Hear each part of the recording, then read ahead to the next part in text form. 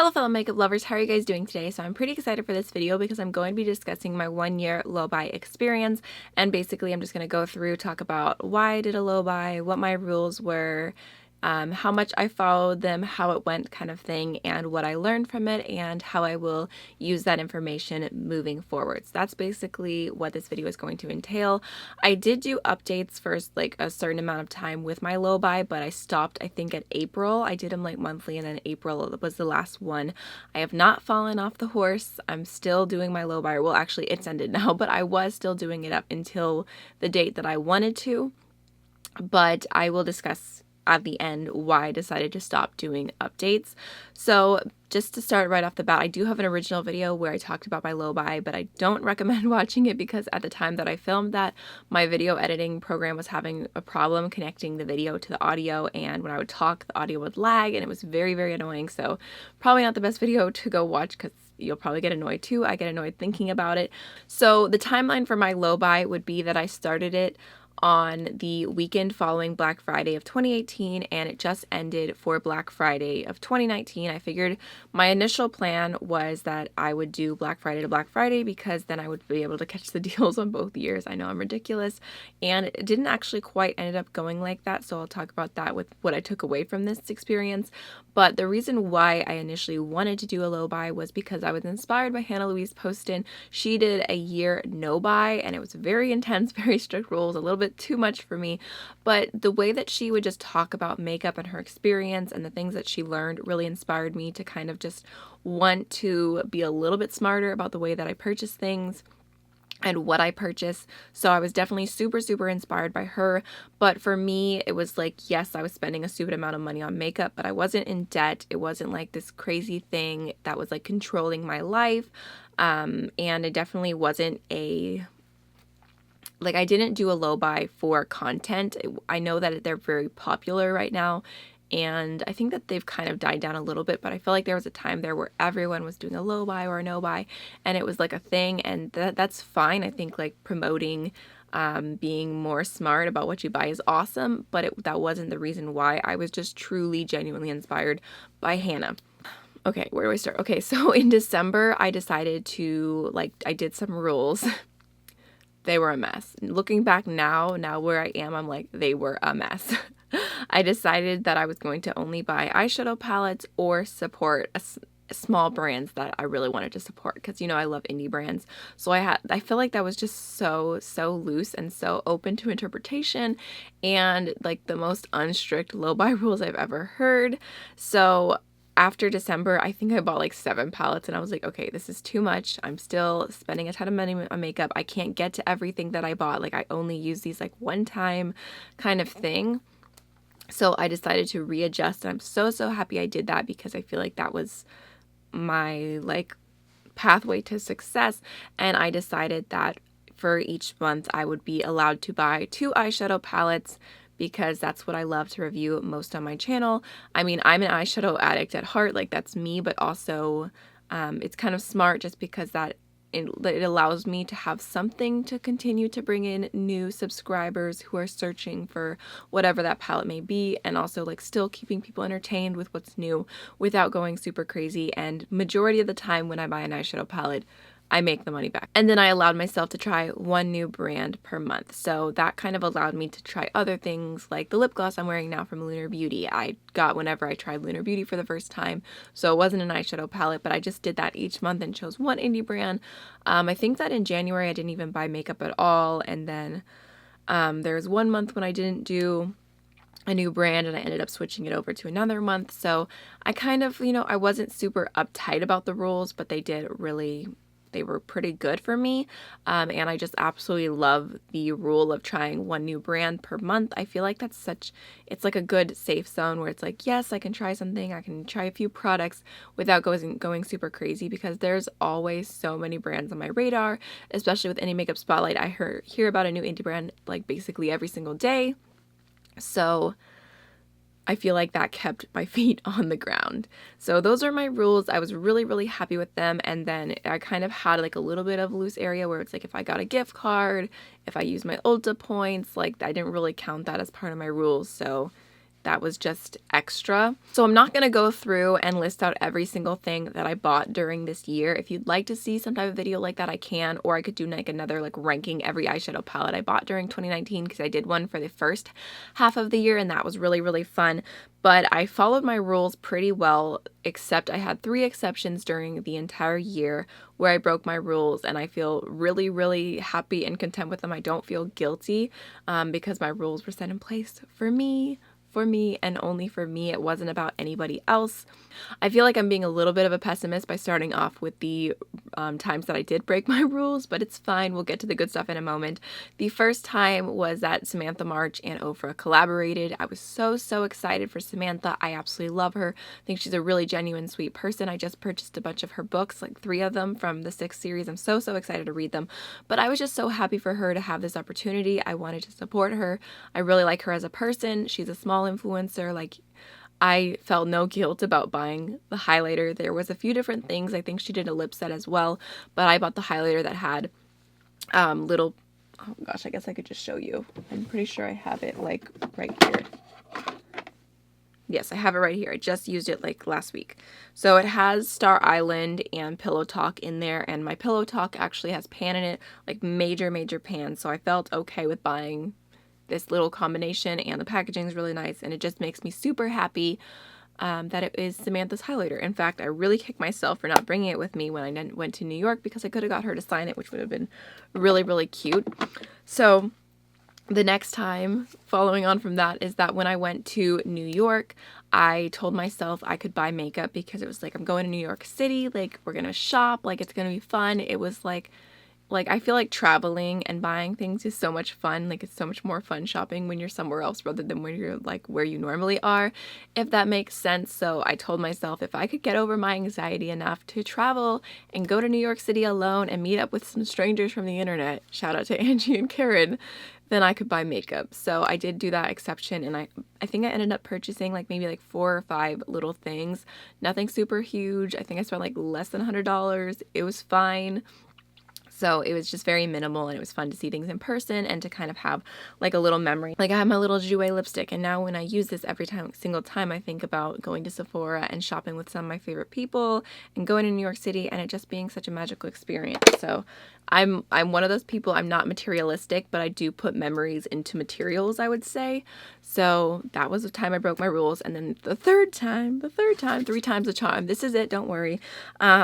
Was the Melt Cosmetics Amor Eterno collection, because I absolutely loved it so much. Everything about it, the colors, the vibes, the packaging, love. So they were supposed to release it for Black Friday, which would have been when my rules were over, but they released it like 3 weeks early. And I was like, yeah, I'm buying it. No questions asked. I would have bought it when my low buy was done. Like, it's a few weeks early, and it gives me the chance to talk about it early and use it on my channel. And I've got it on my face today. I'm wearing the Vita palette and the Illuminacion highlighter, and I just absolutely love the products. Like, I bought the entire collection because I'm a little bit crazy. But even like the gel liners, which I was kind of like, oh, I like them, but how much will I use them? I've been using them every single day. Just the entire collection was perfection. I'm going to do a full review once I finish my week of Vita. But that was the third break in my low buy. But I don't even know why I'm going in depth on them. It's just those were the 3 times. But other than that, I stayed true to trying 1 new brand and 2 eyeshadow palettes every single month. And it was just a really good, happy, medium like balance for me. So I guess we'll get into the good stuff now that I got the bad stuff out of the way. So I kind of had a misconception. Like, whenever I started my low buy, I was like, when I'm done, there's gonna be so many things that I want. And that's why I wanted to stop it at Black Friday, because I was like, well, then I can get great deals. I can buy all these things I've been wanting this whole entire year, kind of thing. And honestly, the things that I don't buy right away, I slowly lose interest. Even like, I finally made a ColourPop order, which for the entire year of 2019, I think I spent like less than $30 on ColourPop, which I feel like is pretty dang good, because they pump out a new collection every single week at least. But I made a ColourPop order, and I was honestly having trouble even getting to the free shipping mark, because everything that I was kind of like, oh, I want this so bad, like the Blue Moon palette. Like, it's like, yeah, it's pretty, but it's like, I don't really have a want for it anymore now that time has passed. So I ended up getting a few things like new formulas that had really caught my attention, a highlighter that I've heard a lot of people talk about kind of thing. It's just I thought that I would want so many things and the wants all went away, and I really liked my rules because there were times where there was something that I liked and I was like, oh, I like it, but I'm gonna wait until next month, and then next month would come around and there were other things I wanted more and it would slowly just come off my list. And I felt like that about like the Ace Beauté Oceanic palette. I love it. I love it so much from a distance, but I don't need it, and slowly the desire has faded even though I wanted it so bad. I felt the same about doing a ColourPop Build Your Own palette with a bunch of their singles. I kept thinking like maybe next month, maybe next month, maybe next month, but it was never enough for me to want to choose that out of 2 other palettes to choose that one. I think I did kind of learn a little bit from that and just like not overwhelming myself with new products, and when I don't do that, some of the things that I did want initially slowly fade off my list. So another thing that I noticed and that I really enjoyed about being on a low buy and only making like 3 purchases a month is that I feel like I spend so much less time online shopping, because I used to like constantly looking at deals and like what was new and gift was purchased and like all these like the different things that they use to suck you into making a makeup purchase. But when I knew that I only had like those 3, the 2 palettes and the new brand each month, I just stopped doing that because it was like all my purchases were planned. It was never just like, oh, I'm going to make this purchase. Oh, I feel like doing this because I have a sale. Like, no, it was only when there was something I knew I was already planning, ready, gonna buy kind of thing. So I really appreciate that. I didn't even really think it was a problem in the past that I spent so much time like just online shopping and doing these fake carts, and like sometimes I would check out, sometimes I wouldn't. Like I would just spend so much time on my phone doing that. And I'm glad that I don't anymore. So I think I've mentioned this briefly over the course of my low buy and just like in different indie makeup releases and in my updates, but I realized like just the difference between liking something and thinking like, oh yeah, that's pretty, that's kind of nice, and like truly like wanting something so bad. And like I decided I only want to purchase things when I have that feeling. I don't want to just purchase something because I like it. I want to only talk about things that give me all the feels. Like my rule breaker here, the Vita palette. I look at it and I'm just so inspired. I love the color scheme so much. I love the packaging, like everything about this. Like I want this to be in my collection with my whole heart. It's not just like oh, well, yeah, I kind of like it, so maybe I'll buy it, maybe I'll review it. Like, I don't want to do that. I only want to go in and spend my time on something that I truly love, at least from first impression and from looking online, because obviously you don't know the formula until you buy it, which has been something I've learned over the course of my low buy, because there was a few things that I bought and I ended up regretting. I think that's like probably one of my biggest takeaways and something I'll bring into the future. All right, so another thing that I noticed is I absolutely love doing indie makeup releases, which is my weekly video where I talk about the new releases, whether I'm going to buy or not buy them. And honestly, I mean, I get comments constantly that I'm so picky. Is there anything that I even do like? And that's fine, because I always comment back like, hey, I'm a real person trying to save, trying to not buy everything. Thank you so much. Like I have to be picky. And I just feel like doing indie makeup releases and having to like actually talk through each release has made me analyze makeup so much in a way that I never really did before. Like, I mean, I did the video series before I started my low buy, but I just noticed as time went on that I can kind of pinpoint exactly what I want out of a product, what I don't want. There was so many things I used to buy, like foundations. Like I would buy matte foundations. I'm like, I hate matte foundation. Why? I'm like, I would buy it because it was new and people were talking about it. People were hyping it up, and now I know, like, if it's not my personal taste, if it's not my preference, there's no point in trying it. Like, it's not for me. So I love any makeup releases for that. Or I'll look at a palette and be like, oh, it's pretty, but then I'll look more and think like, well, it doesn't really have this that I would want, or it doesn't have that, or maybe I could just get this for my singles. And I just love analyzing it and just like basically putting more thought into everything that I buy. So those were my main takeaways, but my overall thought on my low buy would be that I'm really happy I did it. The low buy was definitely for me. I'm happy with the finished results. I'm excited about where I am now in my relationship with buying makeup, and I just feel like I have a lot more self-control. I'm not that great at explaining my feelings, but overall I feel like I was able to calm my makeup goblin, and that's what I wanted. So All right, the last part of this video, my camera is like slowly dying. It's on the half mark now, so hopefully I'm not going to take too long for this. But I wanted to talk about why I stopped doing low buy updates and just kind of explain really quickly, because I got a lot of questions. They're like, can you do more? Can you talk about it? Like, are you still doing the low buy? And honestly, I ended up feeling super uncomfortable with doing updates because, to put it frankly, I feel very uncomfortable with having strangers critique how I spend my money.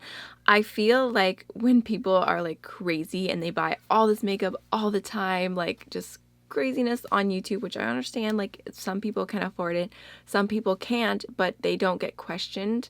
But then when someone is trying to do a low buy or trying to spend less money or trying to like just when they're publicly talking about trying to be more conservative, then all of the criticism comes. I just know that I wasn't able to handle it. It was really frustrating. It made me really mad, to be quite honest. So I just decided, like, because my low buy was not for content, I just wanted it to be my own thing.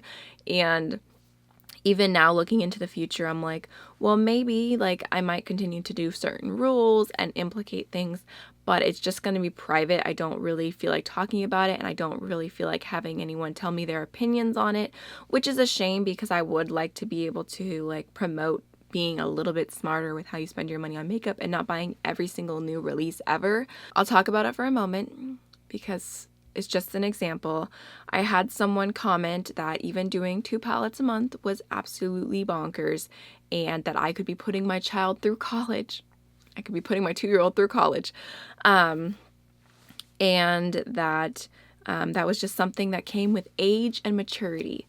And I wanted to snap back so bad in the moment, but I'm like, they're not worth it. I just ended up deleting it. But I like wanted to say, you know, literally everything that I spent on makeup this year has been less than the amount of money that I made from being an affiliate from doing YouTube and Instagram. So age and maturity would probably be not judging something you don't understand at all, but I just felt like it wasn't worth it in the moment. But I just wanted to give you an example. Like, I just felt like comments like that are so annoying.